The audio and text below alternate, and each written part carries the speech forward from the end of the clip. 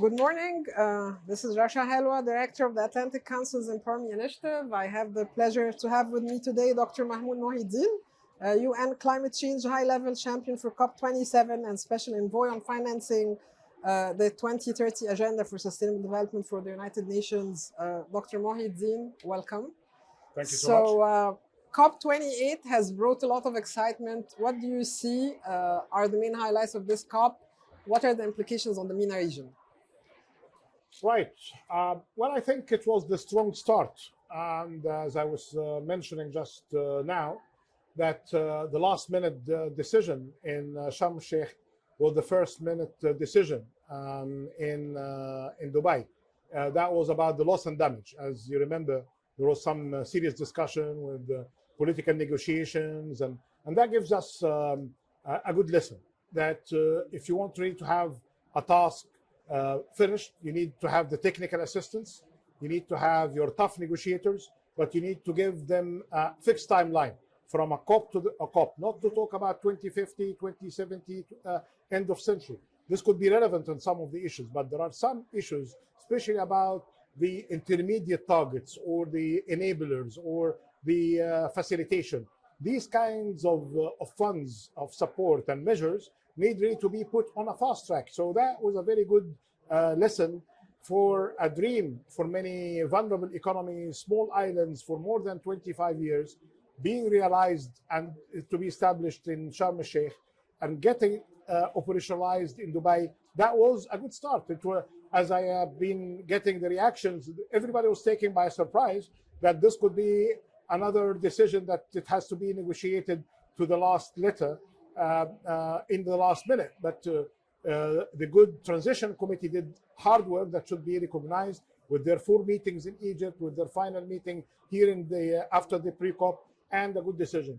I think the replenishment of the Green Climate Fund, which I helped as a facilitator, was another indication of good progress, although it was an uphill struggle, but it ended with good news. But at the same time, it's telling us something about the future of this model, because we know now that crises are becoming more or less predictable when it comes to climate challenges. So to meet them, you need to have heavy investments, not just in resilience, but in infrastructure, in the human capital to deal with these kind of crises. But for that, you need to have a kind of a steady, predictable flows of funds over time.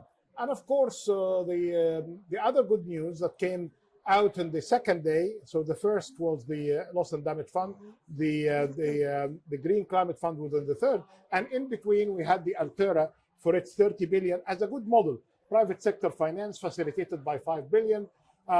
This came as a second announcement after a smaller fund dedicated to Africa with different purpose, around 4.5. It is 4.5 billion, 3.5 billion of finance in different forms and modalities, and 1 billion in facilitation. But here we have seen as well the reports by the researchers and the economists about the gaps of funds. Well, I'm talking here billions, while the gaps are in trillions, and this just for developing economies and emerging markets, we need $2.4 trillion for funding to be bridged. 1 trillion externally and 1.4 trillion domestically, and the work is really enormous, because this is annual needs that require doubling finance from the bilateral sources, tripling the finance by the MDBs or of the MDBs, and quadrupling the finance by the private sector. I'm encouraging countries, including through you now and your engagements, perhaps that could be considered in your program, to help some specific countries in the MENA region, in Africa as well, at large in the continent, to how to translate these global exercises into national and local policies, because sometimes it's fine to talk about these kind of 40,000 feet high kind of assessments, but I think the devils and many angels, I would say as well, in the details when you get into the grassroots operations. Thank you, Dr. Mohieldin. Having COP27 being hosted in Egypt now, COP28 being hosted in the UAE, raised the level of optimism about climate action in the region. The MENA region is one of the most impacted regions in the world by climate change. A lot of people are, however, skeptical about the future once COP leaves the region. How do you see the future after COP28? There is a momentum, and I trust three things here.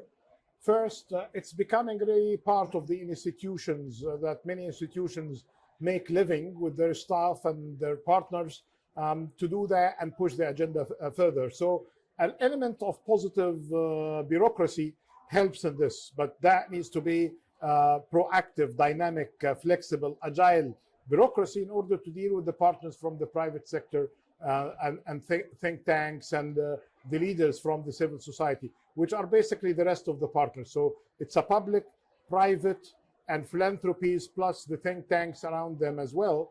So it was not going just to be a kind of an occasion, and that is left. I see the momentum continuing in Egypt a year after the start with many projects. There is, for instance, an initiative that I'm very proud of on the localization of sustainable development with focusing on smart and green projects. An initiative under the auspices of the Egyptian president, prime minister is the chief coordinator and supervisor of this work, with the Ministry of Planning hosting the team, and 5-6 ministries with them, including, of course, CIT, Communication, Information Technology and Environment, and few line ministries, and 27 governors. And now we have 20,000 applicants. Each one of them have a program of their own, because these are projects in the field that are going to keep the momentum. In addition, we have many regional kind of dimensions of work. And regardless where is going to be COP29 next year, there are many things required from each partner. We need to figure out how finance should be amounted and executed, implemented starting next year. And then we need to revise the NDCs or the nationally determined contributions. So this is giving a task to everyone. And as you can see here, we are in the green zone. These people will go everywhere, not just in our region here. Yes, of course, you can really see strong presence by, I see here the Mantiqa al-Iqtisadiyya, or sea zone of Egypt in your back, and you see many of the net zero energy partners from the UAE. And Saudi is not very far from here. Morocco, I've seen their good work. So the proximity helps. But those very people, I bet they will be wherever the opportunity will be next year hosting the COP. And of course, the big show for nature and biodiversity, but show with substance, because people here are not just having the interest in spending a couple of weeks or couple of days in a nice destination. They are going to be asked exactly that question. You finished, what's next? What will happen in your next Monday, as they say in the US? Absolutely. Thank you very much, Dr. Mohieldin. It has been a pleasure to have you. Thank you so much. All the best. Congratulations for the good event. Thank you. Thank you.